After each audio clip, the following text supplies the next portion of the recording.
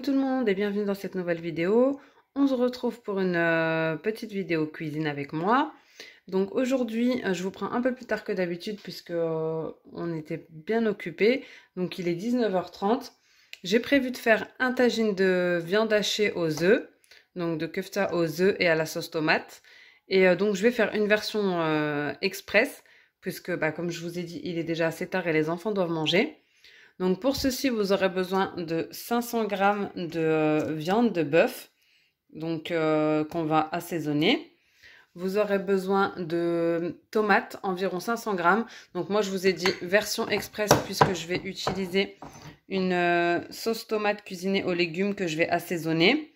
Mais si vous avez le temps, vous pouvez rincer des tomates, les couper en deux. À l'aide d'une râpe, vous râpez les morceaux au-dessus de votre terrine ou de votre tagine pour ma part. Ensuite, on enlève la peau et pareil, ça fera une sauce tomate donc qu'on utilisera pour ce tagine. Donc moi, un petit peu la flemme, je vous dis la vérité. Donc je vais utiliser une sauce tomate qui est toute faite. C'est pour ça que je vous dis exprès. Pareil pour l'oignon, je vais réutiliser celui que j'ai utilisé pour la pizza d'hier au saumon. Il me restait la moitié, je vais le mettre dans le tagine.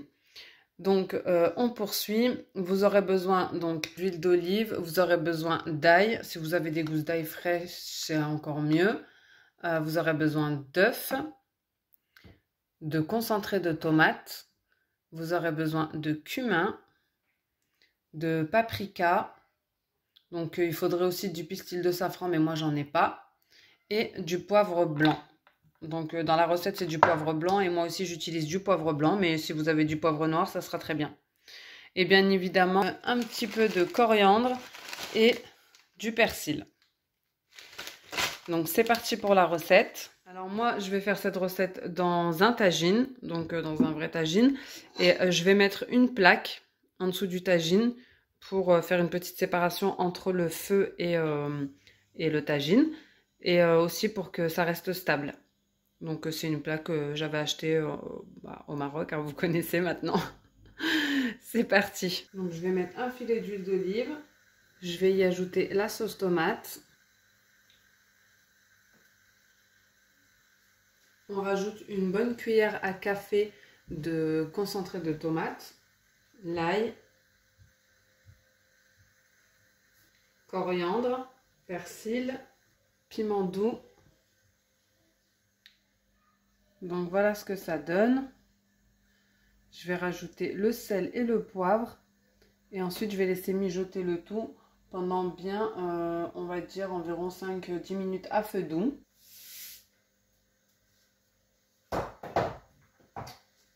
Sel et poivre.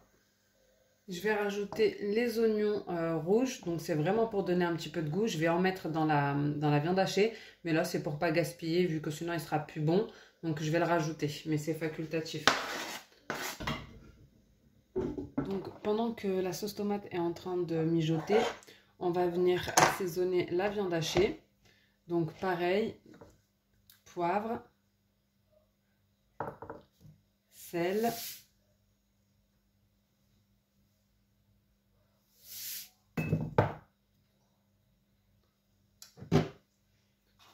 du piment doux.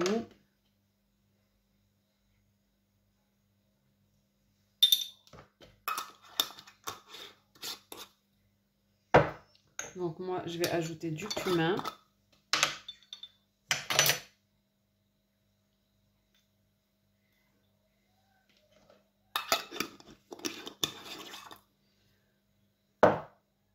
Et je vais venir râper l'oignon, donc avec une petite râpe, comme ça, avec des petits trous, parce que moi j'aime quand c'est vraiment bien haché. Et ensuite, je vais rajouter un petit peu de persil, un petit peu de coriandre et un petit filet d'huile d'olive. Après, vous faites en fonction de vos goûts, hein. Il y a des recettes de base et après, chacun assaisonne à sa convenance. Donc voilà, je vais hacher l'oignon. Habituellement, j'ajoute de la chapelure et un œuf. Mais comme déjà, il va y avoir des œufs dans la recette, là, je vais juste ajouter de la chapelure après. C'est ce qui va rendre la viande tendre et moelleuse. Voilà, je vais mettre un petit peu de chapelure. Si vous n'en avez pas, vous pouvez mettre un petit peu de pain rassis dans du lait et le rajouter, mais c'est facultatif. Donc ensuite, on va venir mélanger le tout. La coriandre, le persil. Et après avoir mélangé le tout, on va confectionner les boulettes. Donc voilà, après avoir mélangé la viande, ce que ça donne, je vais confectionner les boulettes de viande. N'hésitez pas à mettre un petit récipient avec de l'eau pour mettre au creux de la main et éviter que ça ne colle. Donc il ne faut pas que les boulettes soient ni trop grosses ni trop petites.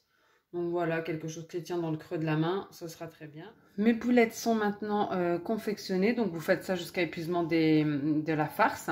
Donc à peu près de la taille d'une noix. Bon, moi j'en ai fait des un peu plus ou moins grandes. Et ensuite, vous venez verser les boulettes de viande dans la sauce tomate bien chaude à l'aide d'une cuillère. Et vous faites cuire à feu frémissant pendant environ 10 minutes. Et vous secouez de temps en temps pour bien répartir la chaleur et que toutes les boulettes soient bien cuites et enrobées de sauce tomate. On va venir y déposer les boulettes. Voilà, on va laisser cuire ça et je vous retrouve après. Alors, voilà où nous en sommes pour les boulettes. Donc, n'hésitez pas à secouer de temps en temps avec une cuillère en bois ou comme je viens de le faire. Donc, à ce stade-là, on va ajouter les œufs en essayant de ne pas casser le jaune. Donc, au creux des boulettes. Donc, voilà, on va couvrir et laisser pendant 15 minutes jusqu'à ce que les œufs soient bien cuits. Alors, pour la seconde recette, j'essaie toujours de vous partager une ou deux ou trois recettes par vidéo. Je vais faire des crêpes mille trous, donc pendant que les boulettes sont en train de cuire. Je vais faire ça rapidement. Et alors, la recette, elle est super simple. On va tout mettre dans le Thermomix ou dans le blender. On va mixer le tout. 250 g de semoule extra fine ou fine. 30 g de farine.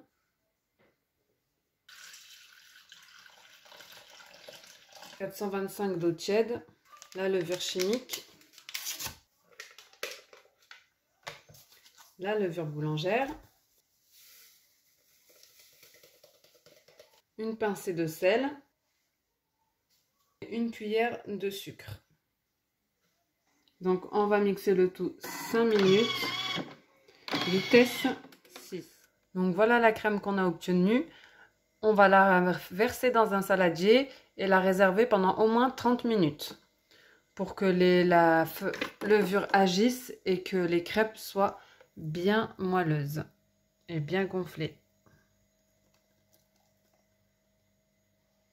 Alors moi j'ai diminué les quantités, mais vous pouvez les doubler si vous souhaitez. Donc ici j'ai laissé la crème pendant une demi-heure. Je vais verser dans la poêle bien chaude l'équivalent d'une louche. Et bien sûr la cuisson ne va se faire que d'un seul côté. Il ne faut pas retourner la crème. On remue un petit peu la préparation avant de la verser, puisqu'elle est restée pendant 30 minutes.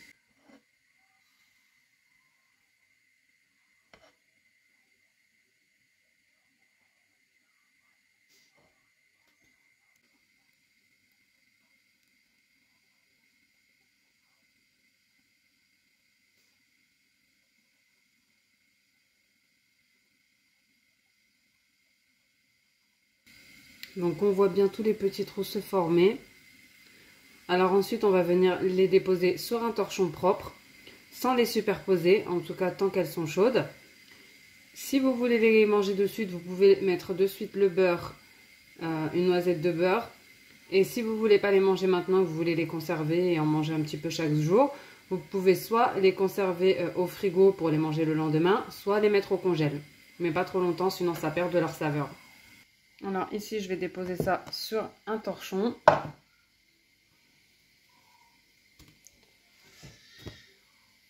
Donc voilà, je vais vous montrer un petit peu la coloration. C'est un peu chaud.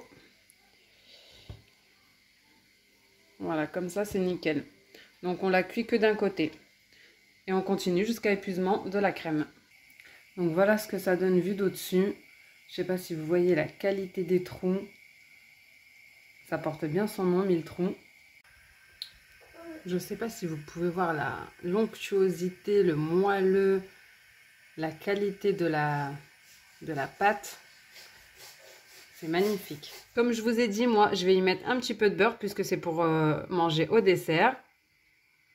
Voilà, comme ça, elles vont rester bien tendres et bien moelleuses. Et ensuite, je vais mettre par-dessus du miel. Donc, vous pouvez mettre du sirop d'érable, ce que vous voulez, de la confiture. C'est selon les goûts. Voilà. Donc, maintenant, je vais vous montrer la cuisson du tagine qui est finie. Voilà ce que ça donne au niveau de la cuisson. Donc, vous pouvez même l'arrêter un petit peu avant puisque le tagine continue de cuire un petit moment. Bien sûr, à déguster avec un bon thé à la menthe et un pain maison si possible. Vous pouvez y ajouter un petit peu de persil pour une petite déco. C'est un plat simple, assez rapide et économique qui se mange en famille dans un plat commun. Donc c'est ce qu'on va faire avec mon mari et mes enfants. Et en dessert, on dégustera les crêpes mille trous ou brer avec un petit peu de beurre et de miel. J'espère que cette vidéo vous aura plu. Si c'est le cas, n'hésitez pas à me laisser un petit commentaire, un petit pouce bleu et à vous abonner. Vous savez que ça me fait toujours plaisir. Je vous fais des gros bisous et je vous dis à bientôt dans une prochaine vidéo. Ciao!